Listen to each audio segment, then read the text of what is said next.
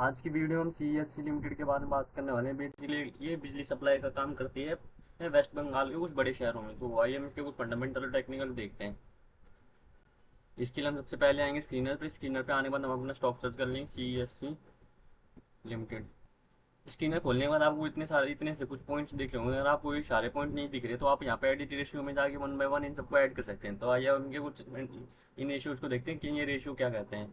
इसका stock P 18 का, industry P 40 का, तो बी रेशियो के हिसाब से अंडर वैल्यूड है। इसका ग्राम नंबर 142 का, करंट ट्रेडिंग प्राइस 187 का, तो ग्राम नंबर की से ज़्यादा दूर नहीं है। पेट्रोल की इसको 7 का है, मतलब लॉन्ग टर्म के लिए फिट बैटरी है। डेप्थ इक्विटी 1.27 पर 1.27 है, मतलब डेप्थ की वजह से थोड़ा बहुत प्रेशर रह सकता है। और रिटर्न ऑन इक्विटी 12% का, रिटर्न ऑन कैपिटल एम्प्लॉयड 11.2% का है, जो कि एक पॉजिटिव पॉइंट हमारे लिए। और इसका फेस वैल्यू का मतलब इसमें स्टॉक स्प्लिट हो चुका है पूरी तरह से। अब इसमें फ्यूचर में कोई भी किसी प्रकार का स्टॉक स्प्लिट देखने को नहीं मिलता। अगर इसका स्टॉक स्प्लिट नहीं हुआ होता तो यही इसका प्राइस 1870 रुपये के आसपास होता। डिविडेंड यील्ड 2.42% का, जो कि शो करता है कंपनी ही प्रॉफिटेबल है। और कोई कंपनी प्रॉफिटेबल है तभी वो डिविडेंड देती है। अगर डिविडेंड दे रही है कोई कंपनी तो भविष्य में आपको ये शो करता है कि भविष्य में वो आपको बढ़िया रिटर्न दे सकती है। और क्या नेट कैश फ्लो 146 करोड़ का है पॉजिटिव में, जो कि एक हमारे लिए बढ़िया पॉजिटिव पॉइंट मान सकते हैं आप इसे। ईपीएस लास्ट ईयर का 10 रुपये का है। और सी ए जी आर का 7.5% का है। तो वो ये तो हो गए कुछ इसके फंडामेंटल एक्सपर्ट। आइए हम प्राइस देखते हैं, प्राइस चार्ट इसका क्या कहता है। तो थोड़ा सा स्क्रॉल करके नीचे आ जाएंगे। करंट प्राइस इसका 186 रुपये का है। और 200 डी में इसका 129 का है, 50 डी में 155 का है। तो ये अपने डेली मूविंग एवरेजेस से थोड़ा सा ऊपर चल रहा है। अगर आपको वो 130 से 150 के बीच में मिलता तो वो बेस्ट बाइंग जोन रहेगा आपके लिए परचेज देखने के लिए। ये तो हो गया इसके ये तो हो गया उसका प्राइस चार्ट। हम इसके प्रॉफिट एंड लॉस देख लेते हैं। इसके प्रॉफिट लॉस क्या कह रहे हैं इसके क्वार्टर्स के। थोड़ा सा नीचे आएंगे।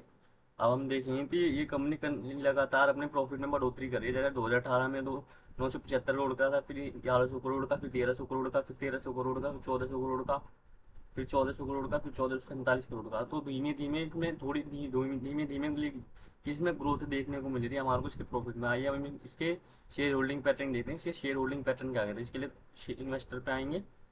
आप इसमें देखेंगे 52% की प्रमोटर शेयर होल्डिंग है, और 12% के एफ आई है, 21% के डी आई एस है, और 0.1% का गवर्नमेंट होल्डिंग है। अगर आपको किसी भी स्टॉक में 50% से ज़्यादा प्रमोटर शेयर होल्डिंग दिखती है और उस शेयर होल्डिंग की प्लेजिंग नहीं हो रखी, और 10 20 15 20% से ज़्यादा आपको इंस्टीट्यूशन शेयर होल्डिंग देखने को मिलती है, तो आप उसमें बिना किसी सोच विचार के इन्वेस्ट करने का देख सकते हैं। हालांकि ये कोई एकमात्र डिसाइडिंग फैक्टर नहीं है। और भी कई सारे फैक्टर्स होते हैं जो किसी भी स्टॉक के प्राइस एक्शन पे प्रभाव डालते हैं। तो ये तो होगी इसके कुछ फंडामेंटल्स। आइए हम इसके टेक्निकल देख लेते हैं। इसके टेक्निकल्स और इसका चार्ट क्या बोल रहा है। इसके लिए हम सबसे पहले आएंगे ट्रेडिंग व्यू पे। ट्रेडिंग व्यू पे आने के बाद हम अपना स्टॉक सर्च कर लेंगे सी एस सी।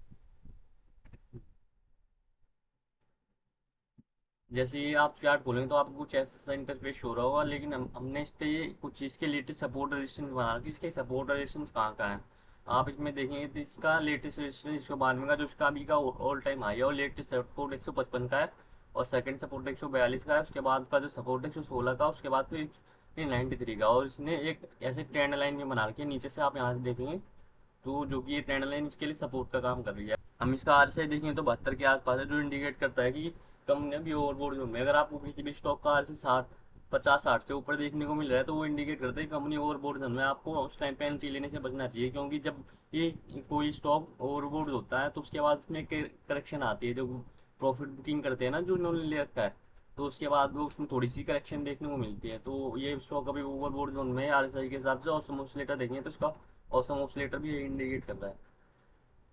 ये तो होगी इसके फंडामेंटल्स, ये तो होगी इसके चार्ट। अगर मैंने उसमें कोई एंट्री लेनी हो तो कहाँ का एंट्री बनेगी। मैं इसमें तीन पार्ट में एंट्री लेने का देखूंगा। 40 40 20 में, जिसमें 40% की बाइंग मैं लूंगा 156 के हिसाब पे, और बाकी 40% 140 पे, और बाकी जो बचा हुआ 20% में 118 पे अगर आता है तो मैं उस पर बाइंग लेने का देखूंगा। और ये तो हो गई बाइंग जोन्स। अब आइए देख लेते हैं इसके मार्केट सेंटीमेंट देख लेते हैं। मार्केट सेंटीमेंट्स क्या कह रहे हैं। इसके लिए हम सबसे पहले आएंगे एनएससी पे। एनएससी पे आने के बाद हम यहाँ पे रिसोर्स के सेक्शन में आएंगे, security wise price volume market पे। यहाँ पे आने के बाद हम अपना स्टॉक सर्च कर लेंगे, यहाँ पे CESC लिमिटेड।